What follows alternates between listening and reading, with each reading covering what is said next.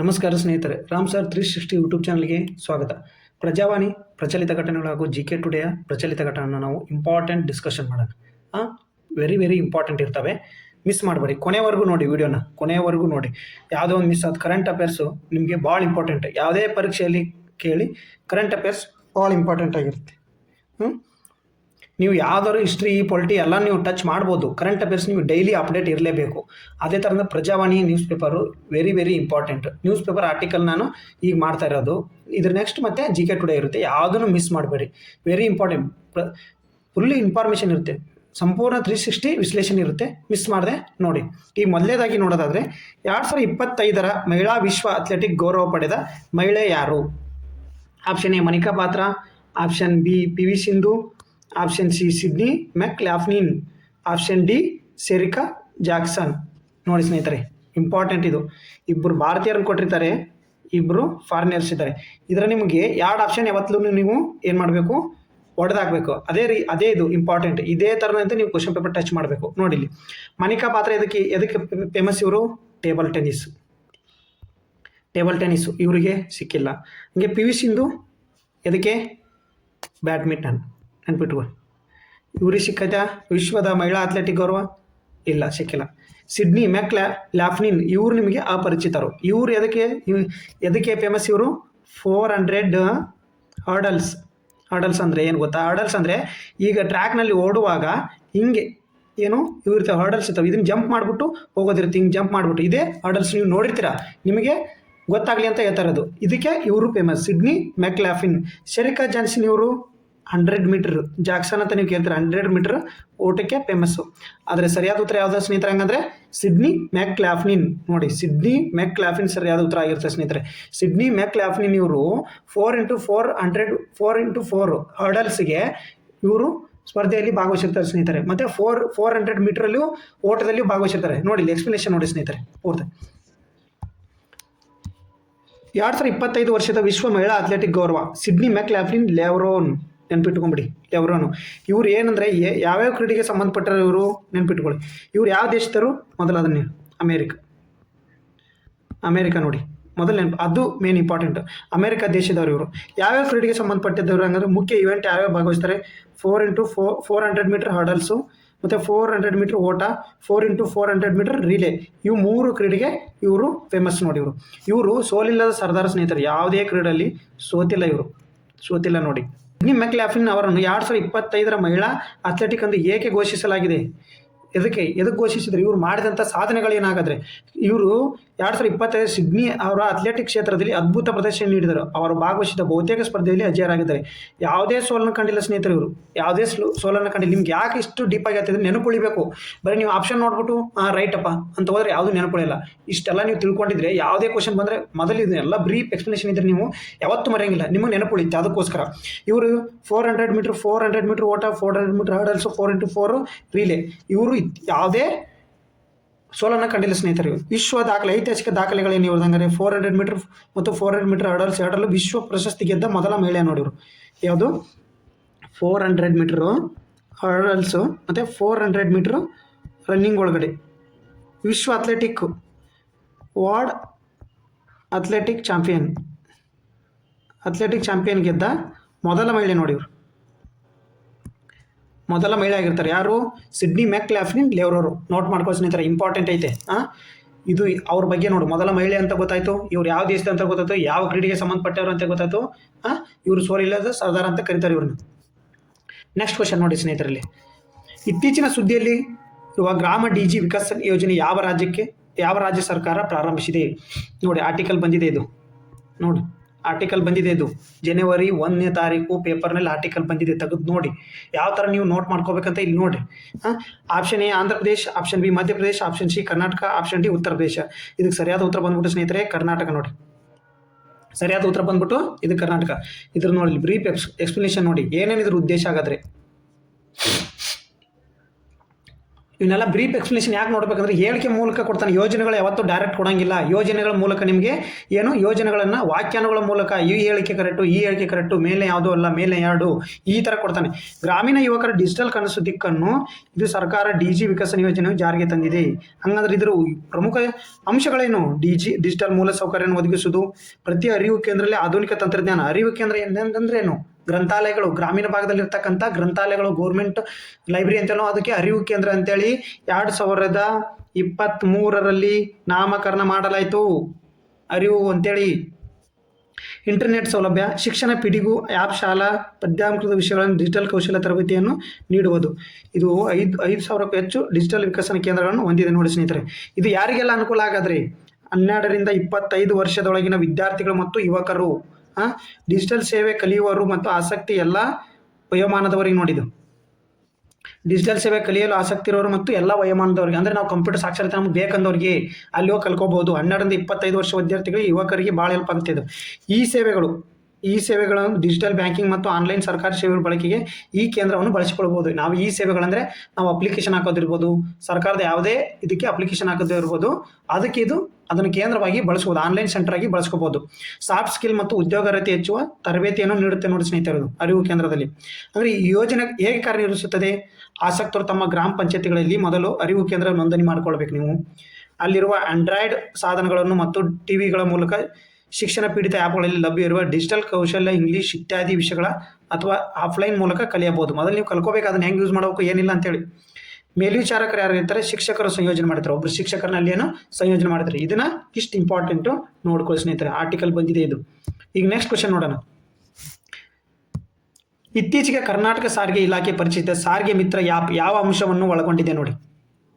ಇದು ಜನವರಿ 2ರಂದು ಆರ್ಟಿಕಲ್ ಬಂದಿದೆ. ಜನವರಿ 2 Prajavani news paper article ಇದು. ಹಾಗಾದರೆ ಆಪ್ಷನ್ ಎ ಸಿಬ್ಬಂದಿಗಳ ಹಾಜರಾತಿ ವ್ಯವಸ್ಥೆ, ಆಪ್ಷನ್ ಬಿ ಕುಟುಂಬ ಸದಸ್ಯರ ವಿವರ, ಆಪ್ಷನ್ ಸಿ ಸೇವಾ ದಾಖಲಾತಿಗಳ ವಿವರ, ಆಪ್ಷನ್ ಡಿ ಮೇಲಿನ ಎಲ್ಲವೂ. ನೋಡಿ ಸ್ನೇಹಿತರೆ, ಇದಕ್ಕೆ ಸರಿಯಾದ ಉತ್ತರ ಬಂದ್ಬಿಟ್ಟು ಮೇಲಿನ ಎಲ್ಲವೂ ಆಗಿರುತ್ತೆ. ಮೇಲಿನ ಎಲ್ಲವೂ. ಹಂಗಂದ್ರೆ ಇದು ನೋಡಿ ಇಲ್ಲಿ ಎಕ್ಸ್ಪ್ಲನೇಷನು. ಯಾವತ್ತೂ ಒಂದು ಏನಾದರೂ ಪರಿಚಯ ಮಾಡಿದರೆ ಆ್ಯಪ್ ಅಲ್ಲಿ ಸಾರಿಗೆ ಮಿತ್ರ ಆ್ಯಪ್ ಇದು ಅಗಳ ಯೋಜನೆ, ಇವು ಹೇಳಿಕೆ ಮುಖಾಂತರ ಕ್ವಶನ್ ಇರ್ತವೆ ಸ್ನೇಹಿತರೆ. ಅದಕ್ಕೋಸ್ಕರ ನೀವು ಬ್ರೀಫ್ ಎಕ್ಸ್ಪ್ಲನೇಷನ್ ನೋಡ್ತಾನೆ ಇರಬೇಕಾಗುತ್ತೆ. ನೋಡಿ ಬ್ರೀಫ್ ಎಕ್ಸ್ಪ್ಲನೇಷನ್ ನೋಡೋಣ ಇದ್ರದ್ದು. ಸಾರಿಗೆ ಮಿತ್ರ ಮೊಬೈಲ್ ಆ್ಯಪ್ 2.0 ಇದು ಒಂದೇದಲ್ಲ, 2ನೇ ಆವೃತ್ತಿ ನೋಡು. ಆಲ್ರೆಡಿ ಮೊದಲೇಕೊಮ್ಮಿತ್ತು 2.0 2.0. ಇದು ಅಂಶಗಳನ್ನು ಏನನ್ನು ಒಳಗೊಂಡಿದೆ ಡೈರೆಕ್ಟ್ ನೋಡಿ. ಸಾರಿಗೆ ಸಚಿವ ರೆಡ್ಡಿ ಅವರು ಇದನ್ನು ಪರಿಚಯ ಮಾಡಿದರು, ಅವೆಲ್ಲ ಬೇಕಾಗಿಲ್ಲ. ಇದು ಏನೇನು ಅಂಶಗಳನ್ನು ಒಳಗೊಂಡೈತಿ ಅದನ್ನ ಇಂಪಾರ್ಟೆಂಟ್ ನೋಡ್ಬಿಡಿ ಅಷ್ಟೇ. ಇದು ಜಿಯೋ ಫೆನ್ಸಿಂಗ್ ಆಧಾರಿತ ಹಾಜರಿ ವ್ಯವಸ್ಥೆ. ಈಗ KSRTC ಡ್ರೈವರ್ಗಳು ಅವರೆಲ್ಲ ನೌಕರರು ಇರ್ತಾರಲ್ಲ, ಅವರ ಜಿಯೋ ಫೆನ್ಸಿಂಗ್ ಅಂದರೆ ಅವ್ರು ಯಾವ ಪ್ಲೇಸಲ್ಲಿ ಇದ್ಕೊಂಡು ಹಾಜರಿ ಆಗ್ತಿದ್ದಾರೆ ಅಂತೇಳಿ GPS ಆಧಾರಿತ. ಮಾಸಿಕ ಹಾಜರಾತಿ ವ್ಯವಸ್ಥೆ ಅಂದರೆ ತಿಂಗಳ ಅವ್ರದ್ದು ಹಾಜರಾತಿ ಎಷ್ಟಾಗಿವೆ, ಎಷ್ಟು ಆಬ್ಸೆಂಟ್ ಆಗಿವೆ, ಅವ್ರು ಪೇಮೆಂಟ್ ಮಾಡ್ಬೇಕಾರೆ ಅದು. ವೈಯಕ್ತಿಕ ವಿವರ, ಅವ್ರದ್ದು ವೈಯಕ್ತಿಕ ವಿವರ ಇರ್ತೈತೆ. ಸೇವಾ ದಾಖಲಾತಿ ವಿವರ, ಅವ್ರು ಎಷ್ಟು ವರ್ಷ ಸೇವೆಯನ್ನು ಮಾಡ್ಯಾರೆ ಅದ್ರ ವಿವರ ಇರ್ತೈತೆ. ಕುಟುಂಬ ಸದಸ್ಯರ ಮಾಹಿತಿ ಇರ್ತೈತೆ. ಅವ್ರ ಕುಟುಂಬ ಸದಸ್ಯರು ಯಾಕಂದರೆ ಅವರಿಗೆ KSRTC ಅವರು ಪ್ರತಿ ವರ್ಷ 1 ತಿಂಗಳು ಟ್ರಿಪ್ ಅವಕಾಶ ಇರುತ್ತೆ ಫ್ರೀ KSRTCಯಲ್ಲಿ. ಮತ್ತು ವಿದ್ಯಾರ್ಥಿಗಳಿದ್ರೆ ಮಕ್ಕಳಿದ್ರೆ ಅವರಿಗೆ ಫ್ರೀ ಪಾಸ್ ಇರುತ್ತೆ KSRTC ಅವ್ರಿಗೆ, ಅವ್ರದ್ದು ವಿವರ ಇರುತ್ತೆ. ಹಾಗೂ ನಾಮನಿರ್ದೇಶನ ಅಂದರೆ ನಾಮಿನೀಸ್ ಯಾರು ಕೊಟ್ಟಿರ್ತಾರೆ. ಮಾಸಿಕ ವೇತನ ಪಟ್ಟಿಗಳ ಒಂದೇ ಕ್ಲಿಕ್ನಲ್ಲಿ ಡೌನ್ಲೋಡ್ ಮಾಡ್ಬೋದು. ಅವರೆಲ್ಲನೇ ಮಾಡ್ಬೋದು. ಅವ್ರದ್ದು ಮಾಸಿಕ ವೇತನ ಎಷ್ಟೆಷ್ಟಾಗೈತಿ, ಎದಕ್ಕೋಸ್ಕರ ಐತಿ, ಅವರು TA ಏನು DA ಏನು ಅದನ್ನೆಲ್ಲನೂ ಒಂದೇ ಸೂರಿನಡಿ ನೋಡ್ತಕ್ಕಂಥ ಇದು ಸಾರಿಗೆ ಮಿತ್ರ 2.0. ಇದನ್ನೇ ಸಾರಿಗೆ ಇಲಾಖೆ ಕರ್ನಾಟಕ ರಾಜ್ಯ ಸರ್ಕಾರ ಪರಿಚಯ ಮಾಡುತ್ತೆ ಸ್ನೇಹಿತರೆ. ಹಾಗಾದ್ರೆ ನೆಕ್ಸ್ಟ್ ಕ್ವಶನ್ ನೋಡಿ. ಇತ್ತೀಚೆಗೆ ವಿಶ್ವದಲ್ಲಿ ಅಂಚೆ ವ್ಯವಸ್ಥೆಯನ್ನು ಸಂಪೂರ್ಣವಾಗಿ ಸ್ಥಗಿತಗೊಳಿಸಿದ ದೇಶ ಯಾವುದು? ನಾವು ಏನು ಮಾಡ್ತಿದ್ದೀವಿ, ಅಂಚೆ ವ್ಯವಸ್ಥೆಯನ್ನು ನಾವು ಅಪ್ಗ್ರೇಡ್ ಮಾಡ್ತಾ ಇದ್ದೀವಿ, ಡಿಜಿಟಲ್ ವ್ಯವಸ್ಥೆ ಕರ್ಕೊಂಡು ಹೋಗ್ತಾ ಇದ್ದೀವಿ, ಮುಗಿಸ್ತಾ ಇಲ್ಲ. ಬಟ್ ಇಲ್ಲಿ ಏನು ಎಲ್ಲರೂ ಏನು ಮಾಡ್ತಾರೆ, ಈಗ ನೋಡಿ ಎಲ್ಲರೂ ಏನು ಮಾಡ್ತಾರೆ ಅಂದರೆ ಪ್ರಥಮ ಬಾರಿ ತೆಗೆಯೋದ್ರಲ್ಲಿ ಯಾರು ಫೇಮಸ್ ಆದರೆ ಇವರು ಮುಚ್ಚೋದ್ರಲ್ಲಿ ಈ ವಿಶ್ವದಲ್ಲಿ ಮೊದಲ ಬಾರಿ ಅಂಚೆ ವ್ಯವಸ್ಥೆಯನ್ನು ಸ್ಥಗಿತಗೊಳಿಸಿದ್ದಾರೆ ಅಂತೇಳಿ ಏನು ನ್ಯೂಸ್ ಆಗಿರೋದು. ಯಾವುದು? Option A France, option B India, option C Denmark, option D UK. ನೋಡಿ ಸ್ನೇಹಿತರೆ ಆರ್ಟಿಕಲ್ ಬಂದಿದೆ ಜನವರಿ 3ನೇ ತಾರೀಕು ಪೇಪರ್ ಆರ್ಟಿಕಲ್ ಇದು. ಜನವರಿ 3ನೇ ತಾರೀಕು ಪೇಪರ್ ಆರ್ಟಿಕಲ್. ಹಾಗಾದ್ರೆ ಯಾವ ದೇಶ ಅಂತ ನೋಡೋದಾದ್ರೆ ನೋಡಿ ಆರ್ಟಿಕಲ್, ಸಂಪೂರ್ಣ ಆರ್ಟಿಕಲ್ ನೋಡಿ. ಡೆನ್ಮಾರ್ಕ್ ಅಂಚೆ ಬಂದು ಮಾಡಿದ ಮೊದಲ ದೇಶ ಆಗಿರುತ್ತೆ ಸ್ನೇಹಿತರೆ ಇದು. ಡಿಸೆಂಬರ್ 30ಕ್ಕೆ ಪೋಸ್ಟ್ ಸೇವೆ ಸಂಪೂರ್ಣ ಸ್ಥಗಿತಗೊಂಡಿದೆ. ಕ್ವಶನ್ ಇಷ್ಟ ಕೇಳ್ತಾರೆ, ಇತ್ತೀಚೆಗೆ ವಿಶ್ವದಲ್ಲಿ ಅಂಚೆ ವ್ಯವಸ್ಥೆಯನ್ನು ಸ್ಥಗಿತಗೊಳಿಸಿದ ದೇಶ ಯಾವುದು? ಡೆನ್ಮಾರ್ಕ್. ನೆನ್ಬಿಟ್ರೆ ಈ ಕೊನೆಯವರೆಗೆ 2025ರಲ್ಲಿ ಹಿತೈಷಿ ಅಂದರೆ ಕೊನೆಯದಾಗಿ ಹಾಡಾಡಿದ್ರೆ ಅಂತ ಅರ್ಥ. ಅದಕ್ಕೆ ಎದಕ್ಕೋಸ್ಕರ ಇತ್ತೀಚೆಗೆ ಎಲ್ಲ ಡಿಜಿಟಲ್ ಆಗ್ತಿರೋದ್ರಿಂದ ಅಂಚೆ ಸೇವೆಯಿಂದ ಅವರಿಗೆ ಆರ್ಥಿಕ ಹೊರೆ ಆಗ್ತಿರುತ್ತೆ, ಅದಕ್ಕೋಸ್ಕರ ಬಂದ್ ಮಾಡಿದ್ದಾರೆ. ಡೆನ್ಮಾರ್ಕ್ ನೆನ್ಪಿಟ್ಕೊಳ್ಳಿ. ಇವು GK ಟುಡೇ ಆಧಾರಿತ ಕ್ವಶನ್ ಆಗಿರ್ತವೆ ನೋಡಿ. ಭಾರತದಲ್ಲಿ ಯಾವ ರಾಜ್ಯವು ರಾಷ್ಟ್ರೀಯ ಕೃತಕ ಬುದ್ಧಿಮತ್ತೆ ಸಂಶೋಧನಾ ಸಂಸ್ಥೆಯನ್ನು ಸ್ಥಾಪಿಸಲು ಮೊದಲ ರಾಜ್ಯವಾಗಿದೆ? ಯಾವುದು? Option A Gujarat, option B Maharashtra, option C Karnataka, option D Kerala. ನೋಡಿ ಸ್ನೇಹಿತರೆ, ಇದಕ್ಕೆ ಸರಿಯಾದ ಉತ್ತರ ಬಂದ್ಬಿಟ್ಟು ಗುಜರಾತ್ ಆಗಿರುತ್ತೆ ನೋಡಿ. ಏನು? AI ಆಧಾರಿತ ಏನು ರಿಸರ್ಚ್ ಸೆಂಟರ್, ರಿಸರ್ಚ್ ಇನ್ಸ್ಟಿಟ್ಯೂಟ್ ನೋಡಿ, ರಿಸರ್ಚ್ ಇನ್ಸ್ಟಿಟ್ಯೂಟನ್ನು ಓಪನ್ ಮಾಡ್ತಾರೆ. ಅದರ ಮೂಲಕ ನಾವು ಸಂಶೋಧನೆ ಮಾಡ್ತೀವಿ ಅಂತ ನಿಂತಾರೆ. ಯಾವ ರಾಜ್ಯ ಅಂತ ಬಂದ್ಬಿಟ್ರೆ ಗುಜರಾತ್. ನೋಡಿ ಇಲ್ಲಿ ಎಕ್ಸ್ಪ್ಲನೇಷನ್ ನೋಡಿ. ಮುಖ್ಯಮಂತ್ರಿ ಭೂಪೇಂದ್ರ ಪಟೇಲ್ ನೇತೃತ್ವದ ಗುಜರಾತ್ ಸರ್ಕಾರ Gandhinagar Gujarat international finance tech ಸಿಟಿಯಲ್ಲಿ ಭಾರತೀಯ ಕೃತಕ ಬುದ್ಧಿಮತ್ತೆ ಸಂಶೋಧನಾ ಸಂಸ್ಥೆಯನ್ನು ಅನುಮೋದಿಸಿದೆ. ಇನ್ನೂ ಅನುಮೋದಿಸಿದರೆ ಇದು ಸಾರ್ವಜನಿಕ ಮತ್ತು ಖಾಸಗಿ ಸಹಭಾಗಿತ್ವ, ಅಂದರೆ ಗೋರ್ಮೆಂಟ್ ಮತ್ತು ಪ್ರೈವೇಟ್ದವ್ರು ಕೂಡಿ ಮಾಡ್ತಕ್ಕಂಥ ಒಂದು ಯೋಜನೆ ಆಗಿರುತ್ತದೆ ನೋಡಿ. ಇದು ಈ ಸಂಶೋಧನಾ AI ಸಂಶೋಧನಾ ಮೂಲಕ ಸಂಸ್ಥೆಯನ್ನು ಸ್ಥಾಪಿಸಿದ ಮೊದಲ ಭಾರತದ ರಾಜ್ಯ ಯಾವುದಂದರೆ ಗುಜರಾತ್. ಇದು ಇಂಪಾರ್ಟೆಂಟ್ ಆಗಿರುತ್ತೆ, ನೋಡ್ಕೊಳ್ಳಿ. ನೆಕ್ಸ್ಟ್ ಕ್ವಶನ್ ನೋಡೋದಾದರೆ, ಭಾರತದಲ್ಲಿ 8ನೇ ರಾಜ್ಯ ವೇತನ ಆಯೋಗವನ್ನು ರಚಿಸಿದ ಮೊದಲ ರಾಜ್ಯ ಯಾವುದಾಗಾದ್ರೆ? ನೋಡಿ ಭಾಳ ಇಂಪಾರ್ಟೆಂಟ್ ಇದು. ನಾವಿನ್ನೂ ಕರ್ನಾಟಕ ನಮ್ಮದು 7ನೇದೈತಿ, 7ನೇ ವೇತನ ಆಯೋಗ ಐತಿ. ಕೇಂದ್ರ ಈಗ ಸೆಂಟ್ರಲ್ ಗೌರ್ಮೆಂಟ್ 8ನೇ ವೇತನ ಆಯೋಗವನ್ನು ಮಾಡೈತಿ. ಯಾವಾಗ? 2026ರಿಂದ 2026ರಿಂದ. ಉತ್ತರ ನೋಡಿ, option A Bihar, option B Assam, option C Odisha, option D Jharkhand. ನೋಡಿ ಸ್ನೇಹಿತರೆ, ಯಾವ ರಾಜ್ಯ ಆಗಿರ್ಬೋದು? ಆಪ್ಷನ್ ಬಿ ಅಸ್ಸಾಂ ನೋಡಿ. ಹಾಗಾದರೆ ಸೆಂಟ್ರಲ್ ಗೌರ್ಮೆಂಟ್ 8ನೇ ವೇತನ ಆಯೋಗ ಮಾಡ್ತಲ್ಲ, ಅದರದ್ದು ಯಾರು ಅಧ್ಯಕ್ಷರಾಗಿದ್ರಂದರೆ? ಯಾರು ಅಧ್ಯಕ್ಷ? ರಂಜನ್ ಪ್ರಕಾಶ್ ದೇಸಾಯಿ ನೋಡಿ. 8ನೇ ವೇತನ ಆಯೋಗದ, ಸೆಂಟ್ರಲ್ ಗೌರ್ಮೆಂಟ್ದ 8ನೇ ವೇತನ ಆಯೋಗದ ಅಧ್ಯಕ್ಷರಾಗಿರ್ತಾರೆ ಅಂದರೆ ರಂಜನ್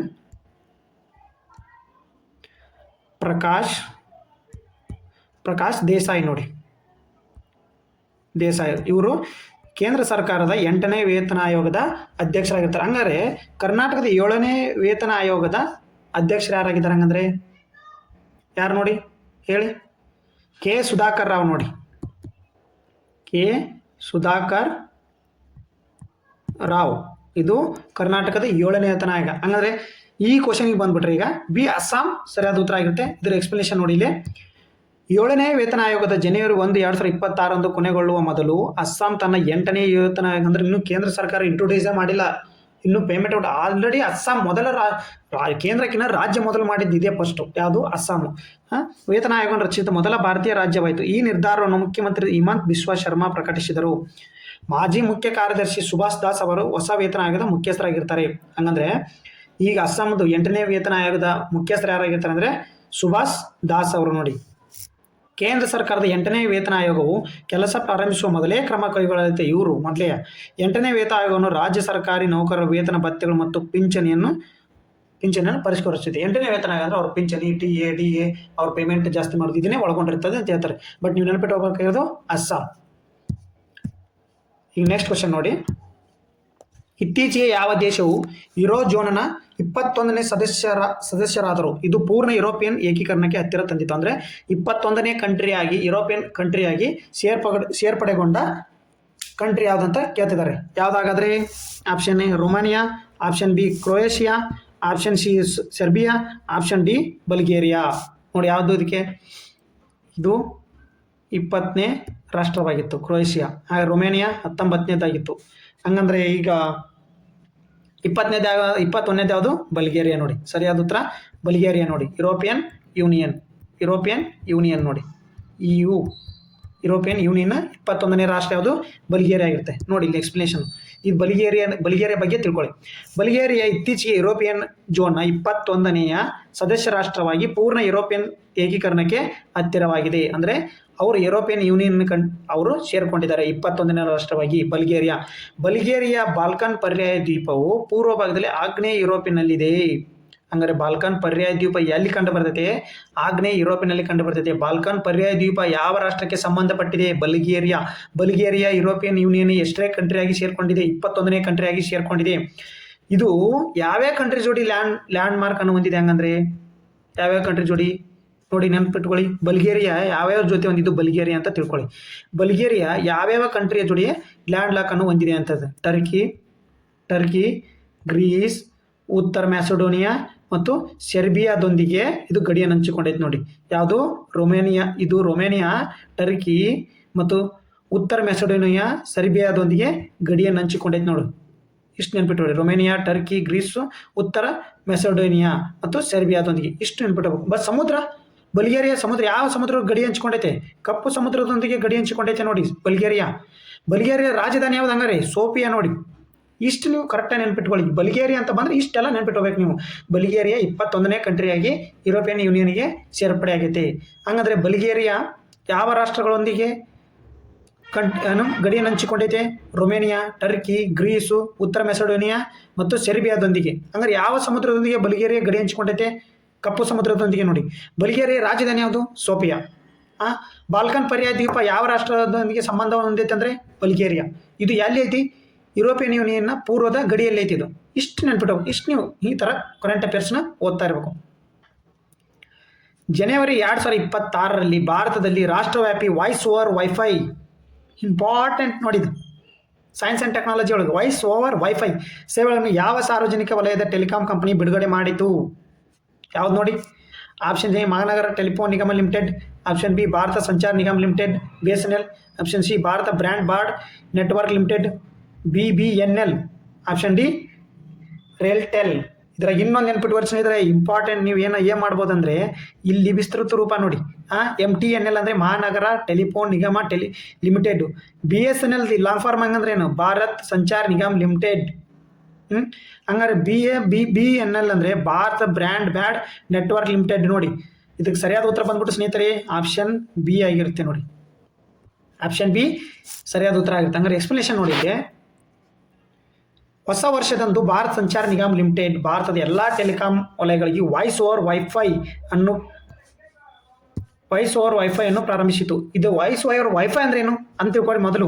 ವಾಯ್ಸ್ ಓವರ್ ವೈಫೈ ಅಂದರೆ ವೈಫೈ ಮೂಲಕ ನೀವು ಕಾಲಿಂಗ್ ಮಾಡ್ಬೋದು. ಈಗ ಸಿಮ್ ಐತಲ್ಲ, ಸಿಮ್ ಇಲ್ದೇನೆ ವೈಫೈ ಮೂಲಕ ಕಾಲಿಂಗ್ ಮಾಡ್ಬೋದು. ಅದು ಹೇಗೆ? ಇಲ್ಲಿ ಐತೆ ನೋಡಿ. ಒಂದೇ ಮೊಬೈಲ್ ಸಂಖ್ಯೆಯನ್ನು ಡಯಲ್ ಬಳಸಿ ವೈಫೈ ನೆಟ್ವರ್ಕ್ ಮೂಲಕ ಧ್ವನಿ ಕರೆಗಳು ಮತ್ತು ಸಂದೇಶವನ್ನು ಅನುಮತಿಸುತ್ತದೆ. ಏನು? ವೈಫೈ ಮೂಲಕ ಕಾಲಿಂಗ್ ನೀವು ಮಾಡ್ಬೋದು. ವೈಫೈ ಮೂಲಕ ಈಗ ಯಾರು ಫೈಬರ್ ಬಳಸ್ತಿದ್ರೆ ಗೊತ್ತಾಗುತ್ತೆ ಅವ್ರಿಗೆ ವೈಫೈ ಮೂಲಕ ಹೆಂಗೆ ಕಾಲಿಂಗ್ ಹೋಗುತ್ತಂತೆ. ಅದು ಆ್ಯಪ್ ಇರ್ತೈತೆ ಸ್ನೇಹಿತರೆ. ಆ್ಯಪ್ ಮೂಲಕ ನೀವು ಕಾಲ್ ಮಾಡ್ಬೋದು ನೀವು. ಮತ್ತು ಅದು ಒಂದೇ ನಂಬರ್ ಇರ್ತೈತೆ ನಿಮ್ಮದು, ಯಾವುದೋ ನಂಬರ್ ಚೇಂಜ್ ಆಗಲ್ಲ.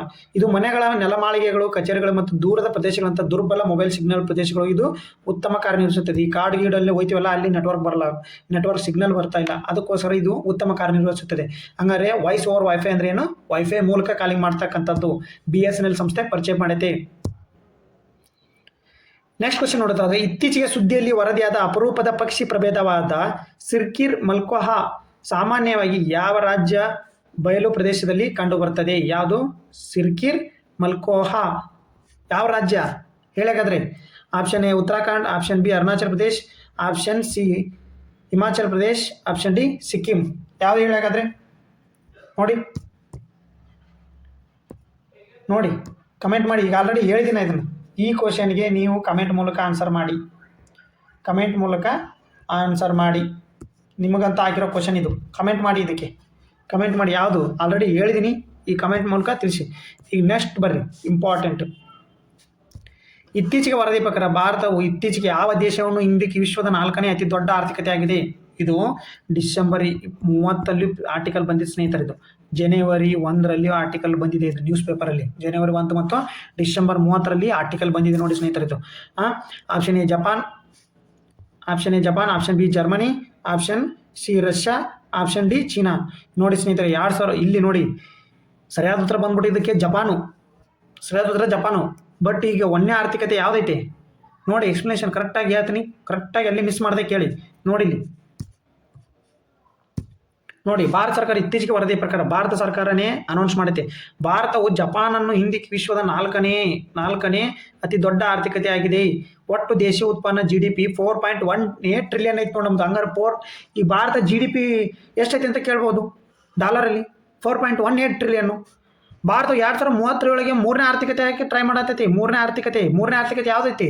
ಜರ್ಮನಿ ಐತೆ. 1ನೇದು ಯಾವುದೈತೆ ಹೇಳಿ? 1ನೇದು ಅಮೆರಿಕ. 2ನೇದು ಯಾವುದೈತೆ? ಚೀನಾ ಐತೆ. ಈ 3ನೇ ಜರ್ಮನಿ ಐತೆ. 4ನೇದು ನಾವಿದ್ದೀವಿ ಈಗ. 2030 ವೇಳೆಗೆ ನಾವು ಜರ್ಮನಿಯನ್ನು ಹಿಂದಕ್ಕೆ ಹೋಗ್ಬೇಕು. ಅಂದರೆ $7.3 ಆಗ್ಬೇಕು ನಮ್ಮದು. ಈ 4.18 ಟ್ರಿಲಿಯನ್ ಇದ್ದಿರೋದು 7.3 ಟ್ರಿಲಿಯನ್ GDP ಹೊಂದಬೇಕು ನಾವು. ಜರ್ಮನಿಯನ್ನು ಹಿಂದಾಕ್ಬೇಕಾದ್ರೆ ನಾವು 2030 ಅಂದರೆ 2047ಕ್ಕೆ ವಿಕಸಿತ ಭಾರತ ಕನಸನ್ನು ಕಾಣಕಾಯ್ತದೆ ಸ್ನೇಹಿತರೆ ನಾವು. ಜಾಗತಿಕ ವ್ಯಾಪಾರ ನಿಶ್ಚಿತ ಅಂತ ಹೊರತಾಗಿಯೂ ಭಾರತ ವಿಶ್ವದ ಅತ್ಯಂತ ವೇಗವಾಗಿ ಬೆಳೆಯುತ್ತಿರುವ ಪ್ರಮುಖ ಆರ್ಥಿಕತೆ.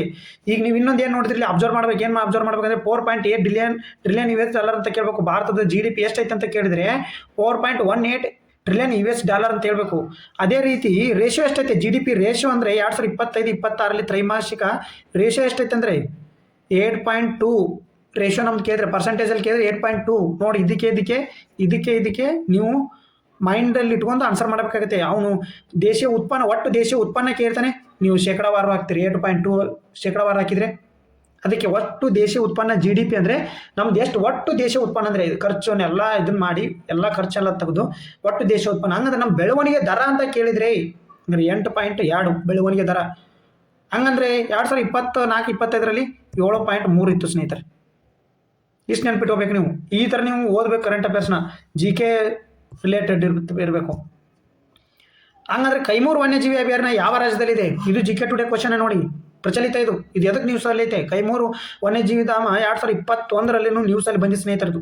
ಈಗೂ ನ್ಯೂಸಲ್ಲಿ ಐತೆ. ಯಾಕೆ ನೋಡಿ, ಇದಕ್ಕೆ ಸರಿಯಾದ ಉತ್ತರ ಯಾವ್ದು ನೋಡಿ? Option A Karnataka, option B Bihar, option C Madhya Pradesh, option D Gujarat.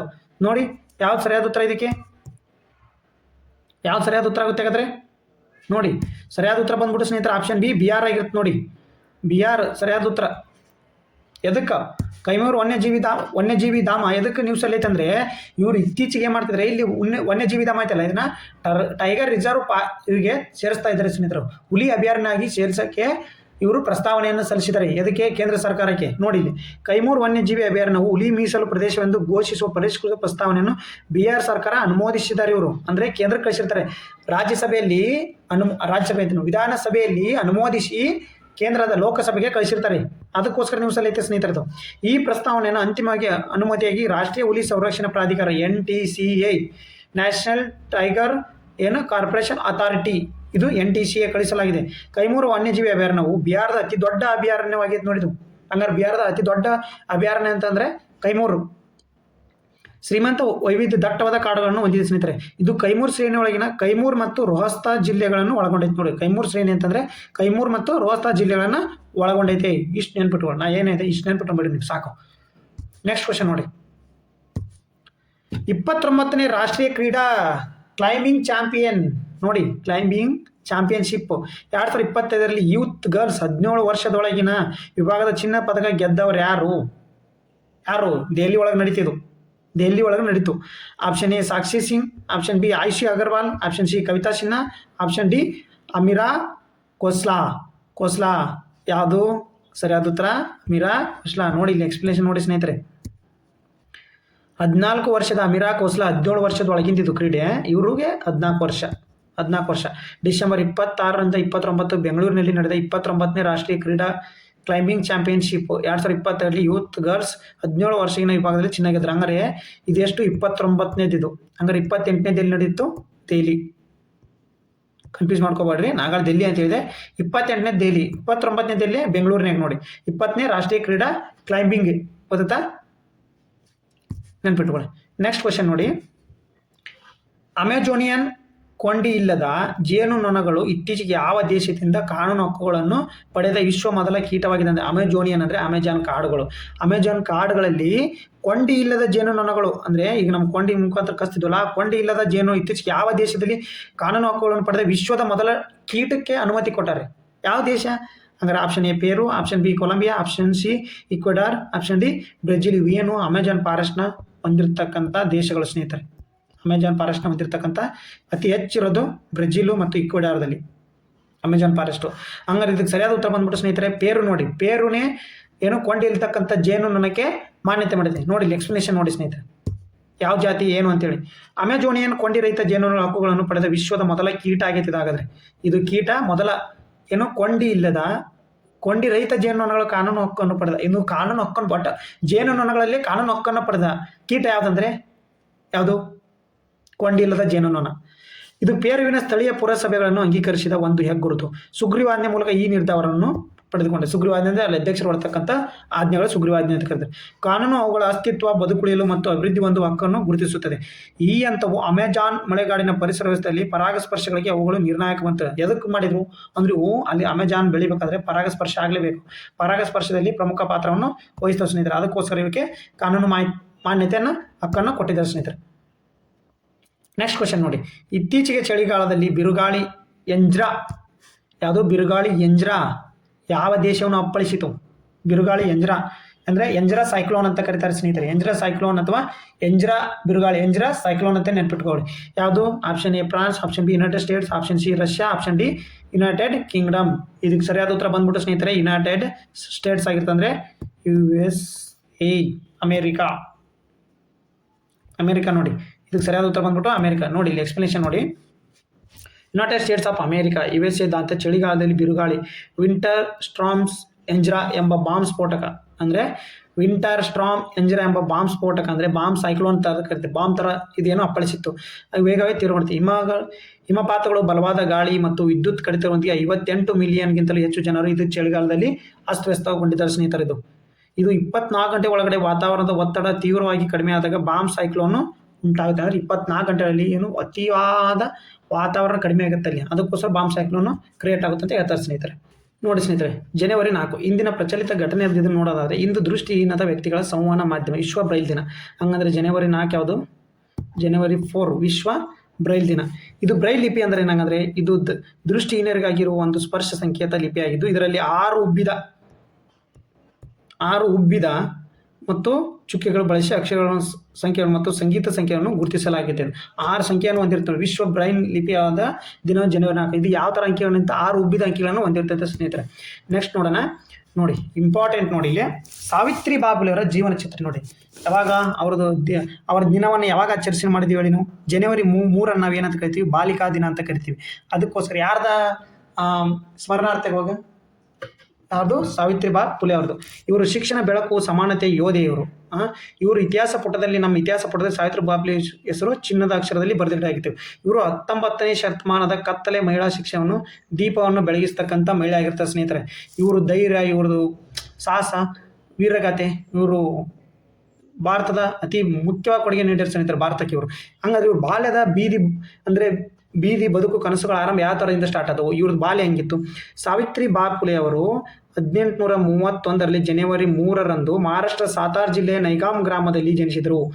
ಮಾಲಿ ಸಮುದಾಯದ ಕೃಷಿ ಕುಟುಂಬದವರಾಗಿದ್ದರು ಸ್ನೇಹಿತರು. ಇವರು ಕೃಷಿ ಕುಟುಂಬದವರಾಗಿದ್ದರು. 1831ರಲ್ಲಿ ಜನಿಸಿರ್ತಾರೆ. ಇವರು 9 ರಿಂದ 10 ವರ್ಷ ವಯಸ್ಸಿನಿದ್ದಾಗಲೇ ಇವರು ಏನಾಗ್ತಾರೆ? ಮದುವೆ ಆಗ್ಬಿಡ್ತಾರೆ ಸ್ನೇಹಿತರೆ. ಯಾರು? ಜ್ಯೋತಿರಾವನ್ನ.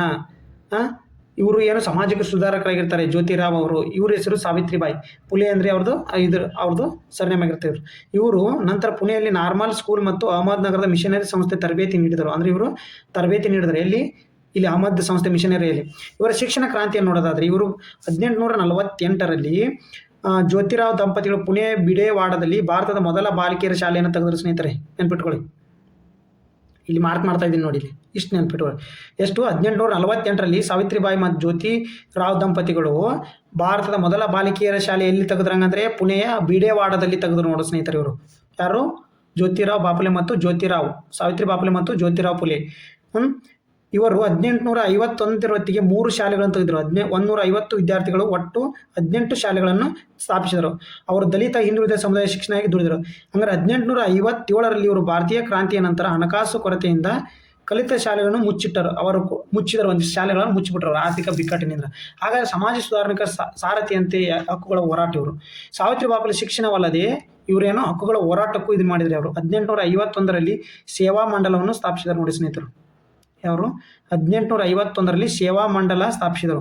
ಇವರು ಮಹಿಳಾ ಹಕ್ಕುಗಳ ಪ್ರೋತ್ಸಾಹ 1853ರಲ್ಲಿ ಬಾಲ ಹತ್ಯೆ ಪ್ರತಿಬಂಧಕ ಗೃಹವನ್ನು ತೊರೆದರು. ಇವರು ಅಂದರೆ ಬಾಲ ಹತ್ಯೆ ಮಾಡದಿಂದ ಇವರು ಮನೆಯನ್ನು ತೊರೆದುಬಿಡ್ತಾರೆ ಸ್ನೇಹಿತರು. ಇವರು 1873ರಲ್ಲಿ ಸತ್ಯಶೋಧಕ ಸಮಾಜವನ್ನು ಸ್ಥಾಪಿಸಿದರು ನೋಡಿ ಸ್ನೇಹಿತರು. ಯಾವ ಸಮಾಜವನ್ನು? ಸತ್ಯಶೋಧಕ ಸಮಾಜವನ್ನು ಸ್ಥಾಪನೆ ಮಾಡ್ತಾರೆ. ಎಷ್ಟಾಗ? 1873ರಲ್ಲಿ. ಇವರು ಬಾಲ್ಯ ವಿವಾಹ, ಅಸ್ಪೃಶ್ಯತೆ ವಿರುದ್ಧ ಹೋರಾಡಿದರು. ಅಥವಾ ವಿಧವಾ ವಿವಾಹ ಬೆಂಬಲ ನೀಡಿ ಸಮಾಜಕ್ಕೆ ಬದಲಾವಣೆ ತಂದರು. ಇವರು ಬಾಲ್ಯ ವಿವಾಹ ಅಂದರೆ ವಿಧವಾ ವಿವಾಹಕ್ಕೆ ಇವರು ಸಪೋರ್ಟ್ ಮಾಡ್ತಿರಂತ. ಇವರು ಬರ್ತಕ್ಕಂಥ ಇವರು ಏನೇನು ಕವನಗಳನ್ನು ಬರ್ತಕ್ಕಂಥ ಇವರು ಪ್ರಸಿದ್ಧ ಕವನಗಳು ನೋಡಿ. 1854ರಲ್ಲಿ ಕಾವ್ಯ ಪುಲೆ ಕವನ ಸಂಕಲನವನ್ನು ಬರೆದ ಸ್ನೇಹಿತರು. 1854ರಲ್ಲಿ ಕಾವ್ಯ ಪುಲೆ ಸಂಕಲನ ಪ್ರಕಟಿಸಿದರು. ಇದು ಶೂದ್ರ ಮಹಿಳೆಯರ ಸಾಮಾಜಿಕ ಮುಕ್ತಿಯನ್ನು ಪ್ರತಿಪಾದಿಸಿದ. ಶೂದ್ರ ಮಹಿಳೆಯರು ಇರ್ತಾರಲ್ಲ ಅವರ ಸಾಮಾಜಿಕ ಮುಕ್ತಿಯನ್ನು, ಅವರು ಆ ಸಾಮಾಜಿಕ ಮುಕ್ತಿಯನ್ನು ದೇವದಾಸಿ ಪದ್ಧತಿ ಅಂಥವಿಂದ ಮುಕ್ತಿ ಪಡಬೇಕಂತೇಳಿ ಅವ್ರದ್ದು ಸಂಕಲನ ಕಾವ್ಯ ಪುಲೆ. 1892ರಲ್ಲಿ ಬಾವನ್ ಕಾಸಿಂ ಸುಬೋಧ್ ರತ್ನಾಕರ್ ಪ್ರಕಟಿಸಿದರು ಸ್ನೇಹಿತರವರು. ಇದು ಪ್ರಸಿದ್ಧ ಸಂಕಲನ ಇದು. ಆಮೇಲೆ ನೆಕ್ಸ್ಟ್ ಏನು ಮಾಡಿದ್ರು ಅವರು, ಅವರ ಪ್ರಸಿದ್ಧ ಕವನ ಗೋ ಗೆಟ್ ಎಜುಕೇಷನ್, ಹೋಗಿ ಶಿಕ್ಷಣ ಪಡೆಯಿರಿ. ಗೋ ಗೆಟ್ ಎಜುಕೇಷನ್, ಗೋ ಗೆಟ್ ಎಜುಕೇಷನ್ ಇಂಪಾರ್ಟೆಂಟ್ ನೋಡಿ. ಅವರ ಕವನ ಸಂಕಲನ ಗೋ ಗೆಟ್ ಎಜುಕೇಷನ್ ಯಾರ್ದು? ಸಾವಿತ್ರಿ ಬಾಪುಲೆ ಅವ್ರದ್ದು ನೋಡಿ ಕವನ ಸಂಕಲನ ಅವ್ರದ್ದು. ಮತ್ತು ಇವರ ಮರಾಠಿ ಸಾಹಿತ್ಯದ ಮೊದಲ ಮಹಿಳಾ ಕವಿತ್ರಿ ಎಂದು ಖ್ಯಾತಿ ಪಡೆದರು ನೋಡಿ. ಮರಾಠಿ ಸಾಹಿತ್ಯದಲ್ಲಿ ಮೊದಲ ಮಹಿಳಾ ಕವಿತ್ರಿ ಎಂದು ಖ್ಯಾತಿ ಪಡೆದಿರ್ತಾರೆ ಸ್ನೇಹಿತರೆ ಇವರು. ಹಂಗಾದ್ರೆ ಇವರ ವೈಯಕ್ತಿಕ ಜೀವನ ನೋಡಿದ್ರಿ. ಸಾವಿತ್ರಿ ಮತ್ತು ಜ್ಯೋತಿರಾವ್ ದಂಪತಿಗಳಿಗೆ ಸ್ವಂತ ಮಕ್ಕಳಿರಲಿಲ್ಲ ಸ್ನೇಹಿತರೆ. ಅವರು ಬ್ರಾಹ್ಮಣ ವಿಧವೆಯ ಮಗ ಯಶವಂತರಾವನ್ನು ದತ್ತು ಪಡೆದರು. ಅವ್ರ ದತ್ತು ಪುತ್ರಾಂಗರಾದ ಯಶವಂತರಾವ್. 1880ರಲ್ಲಿ ಅವರ ವಿವಾಹ ಏರ್ಪಟ್ಟಿತ್ತು. ಅವರ ಜೀವನ ಸಮರ್ಪಣೆ, ಸಂಕೇತ, ಸಮಾಜ ಸೇವೆಯಲ್ಲಿ ಮುಳುಗಿತ್ತು. ಅವರ ಆದರ್ಶಗಳು 1897ರಲ್ಲಿ ಬ್ಲೂಬೇನಿಕ್ ಫ್ಲೇಗ್ ಸಾಂಕ್ರಾಮಿಕ ಬರುತ್ತೆ ಸ್ನೇಹಿತರೆ. 1897 ಅವರು ರೋಗಿಗಳಿಗೆ ಸೇವೆ ಮಾಡ್ತಾ ಮಾರ್ಚ್ 10ರಂದು ಅವ್ರ ಜೋಡಿನೇ ಸೇವೆಯಲ್ಲಿ ನಿಧನರಾಯ್ತಾರೆ ಸ್ನೇಹಿತರೆ. ಇಂದಿಗೂ ಅವರ ಪರಂಪರೆ ಜೀವಂತ. 2015ರಲ್ಲಿ ಪುಣೆ ವಿಶ್ವವಿದ್ಯಾಲಯ ಸಾವಿತ್ರಿ ಬಾಪುಲೆ ಅಂತೇಳಿ ವಿಶ್ವವಿದ್ಯಾಲಯ ಅಂತೇಳಿ ಸ್ಥಾಪನೆ ಮಾಡಿದ ಸ್ನೇಹಿತರೆ. ಮರುನಾಮಕರಣ ಜನವರಿ 3ರಂದು ಬಾಲಿಕಾ ದಿನ ಎಂದು ಆಚರಣೆ ಮಾಡಿದರು. 1998ರಲ್ಲಿ ಅಂಚೆ ಸ್ಟಾಂಪ್ ಬಿಡುಗಡೆ ಮಾಡಿದ್ರು ಅವ್ರ ಹೆಸರಲ್ಲಿ. BR ಅಂಬೇಡ್ಕರ್ ಮತ್ತು ಅನ್ನಭಾವ್ ಸಾತೆ ಅಂತವರೊಂದಿಗೆ ದಲಿತ ಐಕಾನ್ ಅವರು. ಇವರು ದಲಿತರಿಗೆ ಐಕಾನು. ಮತ್ತು ಸಾವಿತ್ರಿ ಬಾಪುಲೆ ಜೀವನದ ಶಿಕ್ಷಣದ ಮೂಲಕ ಸಮಾಜ ಬದಲಾವಣೆ ಸಂದೇಶ ನೀಡಿದ್ದಾರೆ ಸ್ನೇಹಿತರೆ. ಇಷ್ಟು ಸಾವಿತ್ರಿ ಬಾಪುಲೆ ಬಗ್ಗೆ ನೀವು ತಿಳ್ಕೊಂಡ್ರೆ ಯಾವುದೇ ಕ್ವಶನ್ ಮಿಸ್ ಆಗಲ್ಲ. ಮತ್ತು ಇವ್ರ ಬಗ್ಗೆ ನಾವು ತಿಳ್ಕೊಬೇಕಾಗಿದ್ದು ಅವಶ್ಯಕತೆ ಸ್ನೇಹಿತರೆ. ಇವರು ವೀರಗಾಥೆ ಆಗಿರೋದ್ರಿಂದ ಇವ್ರ ಬಗ್ಗೆ ತಿಳ್ಕೊಬೇಕಾಗಿರುತ್ತೆ. ನಮಸ್ಕಾರ ಸ್ನೇಹಿತರೆ, ಸಬ್ಸ್ಕ್ರೈಬ್ ಮಾಡ್ಕೊಳ್ಳಿ ಮತ್ತು ಚೆನ್ನಾಗಿ ಓದ್ಕೊಳ್ಳಿ. ಕರೆಂಟ್ ಅಫೇರ್ಸ್ ಯಾವತ್ತೂ ನೀಟಾಗಿ ಎಲ್ಲ GK ಅದರಲ್ಲಿ ಕವರ್ ಆಗಬೇಕು. ಡೈಲಿ ಹಾಕ್ತಾ ಇರ್ತೀನಿ, ಡೈಲಿ ನೋಡಿ, ತಲೆ ಕೆಡಿಸ್ಕೋಬೇಡಿ. ಕರೆಂಟ್ ಅಫೇರ್ಸ ಎಲ್ಲಿ ಮಿಸ್ ಅಲ್ಲದೆ ಪ್ರಜಾ ನ್ಯೂಸ್ ಪೇಪರು ಮತ್ತು GK ಟುಡೇ ಇನ್ನಿತರ ವೆಬ್ಸೈಟ್ಗಳನ್ನು ಎಲ್ಲನೂ ಆಧರಿಸಿ ನಾನು ಕರೆಂಟ್ ಅಫೇರ್ಸನ್ನು ತಂದಿರ್ತೀನಿ. ಮಿಸ್ ಮಾಡೋದಿಲ್ಲ, ನೀವು ಮಿಸ್ ಮಾಡಬೇಡಿ. ಅದೇ ರೀತಿ ಶೇರ್ ಮಾಡಿ. ಥ್ಯಾಂಕ್ ಯು ಸ್ನೇಹಿತರೆ.